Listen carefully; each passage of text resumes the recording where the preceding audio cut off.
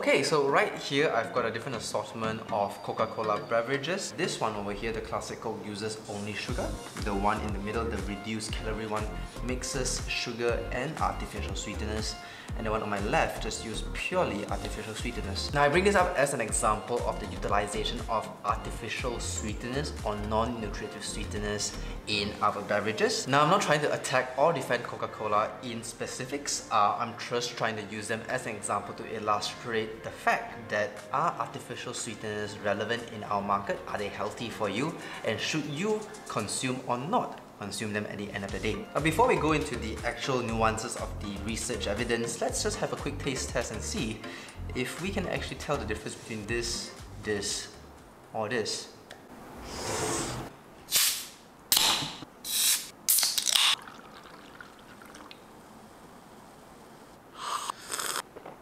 This is hard. I don't know what it is, but the Coke Light tastes sweeter than the Coke Zero, and the Coke Zero tastes the least sweet of all the entries. This is actually very interesting. This one? That's the sweetest for you? Least sweet. Among all the three that you tasted, which is the sweetest, you think, taste-wise? I feel like it's this one. Just off the bat, I think it's very minimal in terms of difference in taste, but there was. Only because I'm having them side by side. Right. But if I have them separately, I probably won't. The first one I think is the zero sugar. Why do you say so? It has that artificial sweetener aftertaste. For artificial sweetener, some people can't really tolerate due to the digestive problems, like diarrhea or like stomach ache, yeah, something like that. Alright, so let's break it down. Let's start with the definition of an artificial sweetener. Artificial sweeteners, just like this stevia that I have over here, is effectively a compound that tastes sweet in the mouth, but literally has very little to zero calories, right? Now, the way it works is that it binds the same sweet receptors in your mouth and it sends the same signals to your brain. Now, the way it has very little calories is simply because it's chemically inert, or in other words, it doesn't get broken down that much.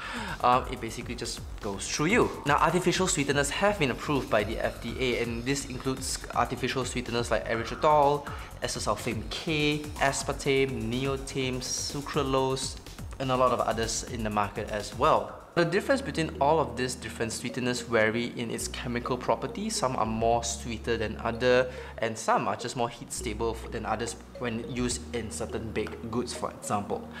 But one thing remains very, very certain among of them. The main difference being that this is indefinitely more sweeter than this, or white sugar. For example, this sachet of stevia, which is only less than a gram, is equivalent to 10 grams of sugar. Now, when I taste the difference between this, which is sugar, and I taste this, which is artificial sweetener, stevia, this is immensely sweeter than sugar. So then the question, if artificial sweeteners are so much more sweeter than sugar and have little to no calories, are they actually healthy for you to consume on a daily basis? What about if you're someone trying to reduce your sugar intake to be healthier? And more importantly, if you're someone maybe with a chronic condition like diabetes, where you're trying to regulate your carbohydrate intake, for example. Now, when it comes to the research articles surrounding artificial sweeteners, you gotta bear in mind that a lot of the research is limited in the sense that most of them are observational in nature, and those with a randomized controlled trial setup are relatively small in sample size. We can't cover all of those articles within today's video, but if you want to check them out, I'll leave all the links in the description box below, so make sure to check it out. For the sake of the video, we're gonna just list out a few key hallmark studies just for understanding and reference to our discussion later. When it comes to coronary heart disease, the Nurses' Health Study from the 1980s to 2004, with 88,000 women in the study, actually indicated there was no association between the consumption of artificial sweeteners and coronary heart disease. However, the same Nurses' Health Study, when looked into the data from 1986 to 2008 with 43,000 men, indicated that when consumed non-nutritive sweeteners or artificial sweeteners regularly, it was associated with an incidence of stroke. Now, the Cardia study, which is a 20-year-old cohort study focusing on young adults with consumption of non-nutritive sweeteners, indicated that prudent consumers, individuals who consume the least amount of artificial sweeteners, actually had much better triglycerides, waist circumference, and lower likeliness of getting metabolic syndrome compared to Western-style consumption of artificial sweeteners. Now, the same finding is also reported in several large observational studies, such as the Framingham Heart Study in 2007, as well as the multi-ethnic study of atherosclerosis in 2009, which both showed that the consumption of artificial sweeteners on a regular basis led to higher risk of metabolic syndrome and also heart concerns. When it comes to claims like cancer causing and so on,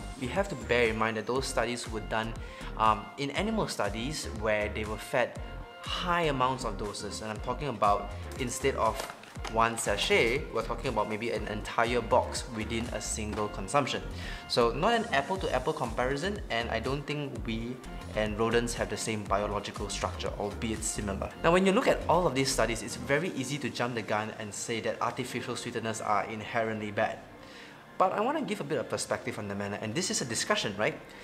When we look into the uses of artificial sweeteners, it's generally used in things like soda, where it's consumed in the fast food, highly processed food industry, right? And so when we study these individuals, we gotta bear in mind that when it comes to health outcomes, we probably can't just look at one single component. And while yes, some studies are controlled for age, physical activity, and so on and so forth, we have to look at diet as a whole and not just a single component. So my take on the matter is really, really simple, right? The key standing is to say that if you are trying to be healthier, you probably would want to reduce your sugar intake and reduce your processed food intake. So when it comes to artificial sweeteners, if you are someone like me who does not like sweet foods, don't take sugar. Simple, right?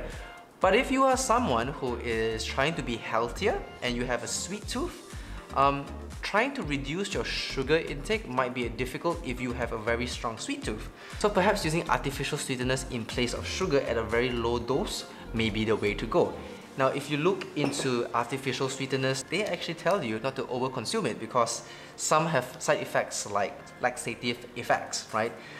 If you ask me in simple terms, do not go more than 2 sachets of this.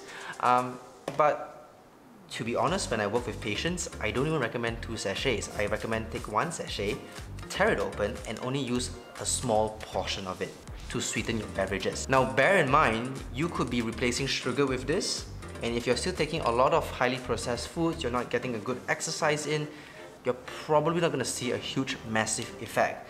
And this is even worse if you think that because you are using this and there are no calories, you can go and indulge in other types of food. So whether you are camp sugar or camp artificial sweeteners, the idea is to go as minimal as possible. Excess calories will come from excess sugar consumption, and I'm pretty certain with excess consumption of artificial sweeteners, you will also have other issues as well. Hey, thanks for watching this video. I hope you enjoyed and learned something about artificial sweeteners today. If you want content like this, please stay on and subscribe to the channel and even give this video a like.